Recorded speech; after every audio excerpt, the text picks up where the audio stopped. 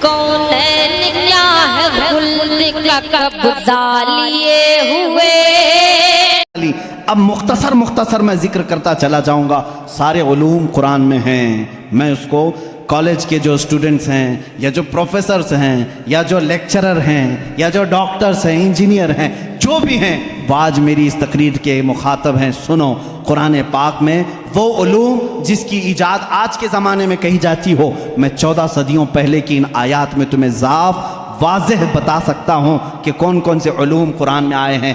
آپ نے شاید پہلے دن ہی سنا ہوگا آسٹرونومی. یہ وہ علم ہے جو علم الفلکیات جس کو کہتے ہیں، آسمان کائنات کا علم. آسمانوں میں کیا ہے، گیلیکسی میں کیا ہے اور کیسے دنیا وجود میں آئی، اس علم کے جاننے والے آسٹرونومی کہلائے جاتے ہیں. آسٹرونومی کے بیسک فارمولے قرآن پاک میں ہے. جانتے ہیں آپ آسٹرونومی کی سب سے بڑی تحقیق کیا ہے؟ ان سائنسدانوں کی سب سے بڑی تحقیق یہ ہے کہ ایک شخص ہے انگریزوں کا جس کو یہ کہا گیا اسٹیفن ہاکنگ. یہ 1925 کی بات ہے جس نے سب سے پہلے یہ کہا کہ کائنات پھیل رہی ہے. 1925 میں 1925 میں سب سے پہلے اس نے یہ کہا میں دیکھ رہا ہوں گیلیکسی میں سٹارز دور دور ہو رہے ہیں اور پھیل رہی ہے یہ کائنات. اس نے وسعت کائنات کا نظریہ سب سے پہلے دیا. اور قرآن کہتا ہے وَالسَّمَاءَ بَنَيْنَاهَا بِأَيْدٍ وَإِنَّا لَمُوسِعُونَ. آسمان کو ہم نے اپنے دست قدرت سے بنایا ہے اور اس کو ہم قیامت تک پھیلاتے رہیں گے. قرآن کہہ رہا ہے اس کو ہم پھیلاتے رہیں گے. اور یہ ہے آسٹرونومی کے لیے یہ جو جس کا نام میں نے لیا ہے اسٹیفن ہاکنگ. اس نے کہا یہ 20ویں صدی کی سب سے بڑی تحقیق ہے. سب سے بڑی تحقیق ہے. مجھے معلوم نہیں 14ویں صدی میں 14 صدی پہلے ہی یہ تحقیق اللہ کے کلام میں آ چکی. عزیزان گرامی، اور یہ آپ کو بگ بینگ کا جو میں نے بتایا تھا فرسٹ ڈے آپ نے سنا ہوگا. اس زمانے میں نہیں بلکہ یہ بگ بینگ کا جو وہ لایا ہے جس نے آسٹرونومی میں جو سب سے پہلے سائنسدان نے کہا کہ پہلے یہ زمین آسمان سب چیزیں ایک ہی تھی، ایک بڑا دھماکہ ہوا اس سے پوری کائنات پھیلی. ان کا اب جا کر کے یہ نظریہ ہوا کہ ایک بڑا دھماکہ ہوا اس کے بعد سب چیزیں الگ ہو گئیں. چاند الگ ہوا، تارے الگ ہوئے اور سورج الگ ہوا، زمین الگ، آسمان الگ. اس تھیوری کو قرآن نے خود بیان کیا ہے. اولم یر الذین کفروا ان السماوات والارض کانتا رتقا ففتقناہما. اللہ فرماتا ہے اے محبوب کیا نہیں دیکھتے وہ کافر اب بھی انکار کر رہے ہیں زمین اور آسمان ملے ہوئے تھے، ہم نے ان کو پھاڑ کر کے الگ کیا. فتقناہما، فتق کہتے ہیں ایسا زور کا دھماکہ ہونا اور جھٹکا دینا جس سے ساری چیزیں بکھر جائیں. اور قرآن نے اس بگ بینگ کا ذکر کیا ہے. یہ اور بات ہے کہ اس کی تحقیقات اور ہوتی رہیں گی. آسٹرولوجی جس میں علم نجوم ہے اس کے متعلق بھی میں نے بتایا تھا کہ ستاروں کے متعلق بلیک ہول کا تذکرہ سورہ واقعہ میں موجود ہے. اللہ فرماتا ہے لا اقسم بمواقع النجوم، قسم ہے ان جگہوں کی جہاں جا کر کے ستارے فنا ہو جاتے ہیں. اس کو آج سائنسدان بلیک ہول کہتے ہیں. یہ آسٹرولوجی ہے. اور بوٹانی جانتے ہوں گے آپ، علم نباتات، پودوں کا علم، یہ ایک پورا باضابطہ ایگریکلچر. اس پر تو یونیورسٹیاں قائم ہیں جس میں پودوں کی نشو و نما کے متعلق تحقیقات ہوتی ہیں. اور قرآن اس کی تمام تفصیلات بتا رہا ہے. وَمِن كُلِّ الثَّمَرَاتِ جَعَلَ فِيهَا زَوْجَيْنِ اثْنَيْنِ. اللہ فرماتا ہے ہر پھل میں ہم نے میل اور فیمیل رکھا ہے. آج کے سائنس کہہ رہا ہے ہر درخت میں میل اور فیمیل ہوتے ہیں. یہ قرآن کے وہ علوم ہیں. بوٹانی اس علم کو کہتے ہیں. آپ میرے پاس اسٹوڈنٹس ہوں گے کوئی ایگریکلچر کے، درختوں کے، پیڑ پودوں کے معاملات کے سلسلے میں قرآن کی ایک نہیں 10 آیتیں میں تمہارے سامنے پیش کروں گا. اس کے علاوہ زولوجی، آسٹرولوجی کے علاوہ زولوجی جانوروں کا علم، حیوانات کا علم. اس علم پر بھی آج کروڑوں ڈالر خرچ کیے جاتے ہیں. زولوجی اور اینیملز کے اوپر ریسرچ کیے جاتے ہیں. زولوجی قرآن میں بیان ہے. تمہیں معلوم ہے وَمَا مِن دَابَّةٍ فِي الْأَرْضِ وَلَا طَائِرٍ يَطِيرُ بِجَنَاحِهِ إِلَّا أُمَمٌ أَمْثَالُكُمْ.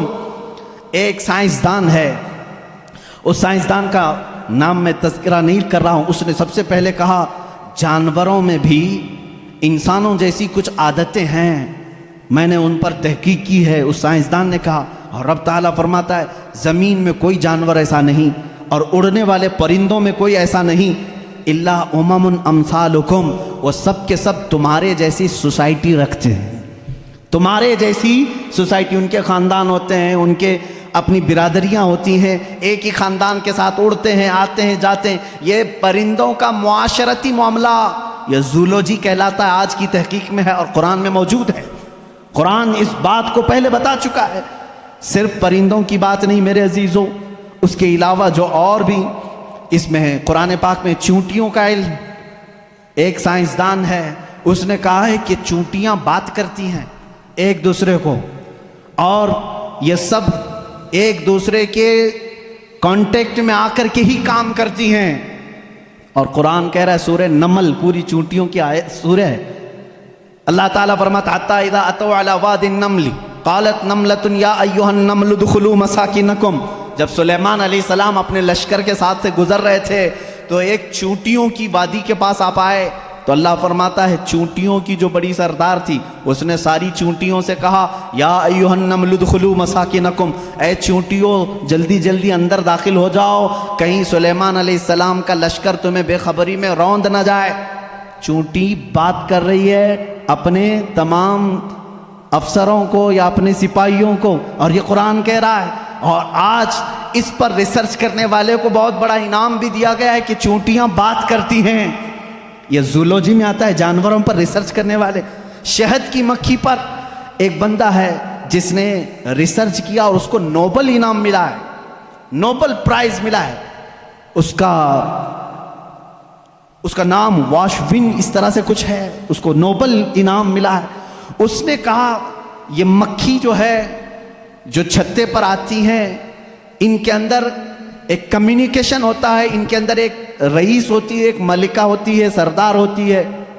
पहले के जो किताबें हैं, शेक्सपियर की किताबें मशहूर हैं लिटरेचर में, इंग्लिश के शेक्सपियर की किताबों में शहद की मक्खी को मुज़क्कर बयान किया गया है। जैसे उसके बहुत सारे सिपाही होते हैं, एक उसमें सरदार होता है मक्खियों में।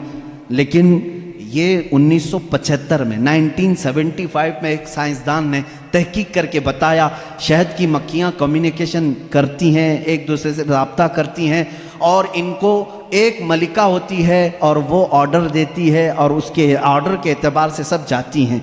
और कुरान में देखो रब ताला फरमाता है व औहा रब्बुका इला नहली अन इत्तखिज़ी मिनल जिबाली व मिन शजरी बुयूतन फस्लुकी सुबुल रब्बिकी ज़ुलुला यख़रुजु मिन बुतूनिहा शराबुन मुख्तलिफुन अलवानुहु फ़ीही शिफ़ाउन लिन्नास। अल्लाह फरमाता है तुम्हारे रब ने शहद की मक्खी को ये इल्म दिया है, और शहद की मक्खी का जो वर्ड यूज़ हुआ है अरबी में वो मुअन्नस यूज़ हुआ है। अल्लाह कुरान में फरमाता है मक्खा नहीं मक्खी। अब तक कहते थे कि मक्खी का जो मुज़क्कर है वो उस पे सब छत्ते पर लाकर जमा करते हैं। 1975 में ज़ूलॉजी इस इल्म की तहकीक करने वाले माहिर साइंसदान ने बताया नहीं, सारी मक्खियाँ उसमें से जो रईस होती है वो भी मुअन्नस होती है, उसके जितने अफसर होते हैं वो भी मुअन्नस होते हैं। कुरान इसमें मुअन्नस के सिगे इस्तेमाल करके फरमा रहा है शहद की मक्खी रईस अपने हम नवाओं से कहती है जाओ फूलों को चूस करके लाओ, वो ऑर्डर देती है और उसके बाद वो ला करके अपने थूक को जमा करती हैं। अब ये भी इसने 1975 में ये भी ईजाद किया शहद कहाँ से निकलता है, शहद कहाँ से निकलता है।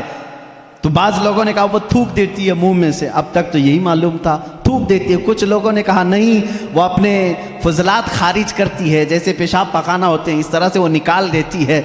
1975 में एक साइंसदान ने कहा नहीं, उसकी बेली में से बेली फैट जो होता है पेट की चर्बी यहाँ से निकलता है।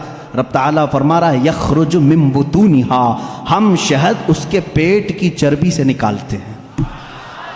ज़ूलॉजी की ये तहकीक 1975 में हुई और कुरान अजीम उस वक्त फरमा रहा है हम शहद की मक्खी के पेट में से निहायत ही मीठी ग़िज़ा तुम्हारे लिए निकालते हैं, इसमें अल्लाह की निशानियां हैं। और ख़ुद मौला ने फरमाया शिफ़ाउल लिन्नास, इसमें पूरी तुम्हारे लिए इंसानों के लिए शिफा है।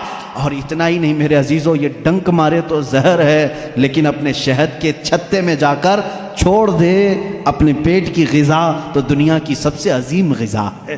ایک ہی چیز میں دو چیزیں ہیں، اور اس کے علاوہ جانوروں پر بہت سارے کہ اللہ تعالیٰ فرماتا افلا ينظرون الى الابل کیف خلقت، تم نہیں دیکھتے کہ اونٹوں کو اللہ نے کیسے پیدا کیا؟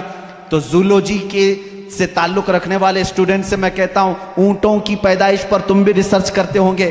آج تقریباً یہ کالجوں میں پڑھایا گیا ہے زولوجی کے اسٹوڈنٹس کو کہ تمام مخلوقات میں اونٹ کی تخلیق ایک سب سے الگ ہے، اس لیے کہ اس کے اندر ایسا مادہ ہے 1 مہینے تک بغیر کھائے پیے زندہ رہتا ہے، پانی جمع کر لیتا ہے، اور رب تعالیٰ فرما رہا ہے سارے جانوروں میں اس کی تخلیق الگ کی گئی ہے، تم نہیں دیکھتے اونٹوں کی طرف؟ قرآن پاک میں زولوجی کا ایک پورا چیپٹر مجھے الگ کر کے آپ کو بتانا پڑے گا، بہت ساری چیزیں، پرندوں کا علم، چیونٹیوں کا علم، حتیٰ کہ اللہ تعالیٰ نے مکڑی کے متعلق بھی بیان فرمایا، مکڑی کا جالا اتخذت بیتا وان اوہن البیوت لبیت العنکبوت۔ اللہ فرما رہا ہے دنیا کے گھروں میں سب سے کمزور گھر مکڑی کا ہوتا ہے۔ آج تحقیق تقریباً 1950 یا 60 کے بیچ میں ایک سائنسدان نے کہا کہ مکڑی جانوروں میں سب سے کمزور دل والی ہوتی ہے، اس لیے کہ یہ اپنے نر کو ہی مار دیتی ہے، اور قرآن کہہ رہا ہے اتخذ وان اوہن البیوت، بلکہ اللہ فرما رہا ہے سب سے کمزور گھر مکڑی کا ہوتا ہے اور سب سے کمزور دل بھی اس کا ہوتا ہے۔ یہ زولوجی کے چیپٹرز ہیں۔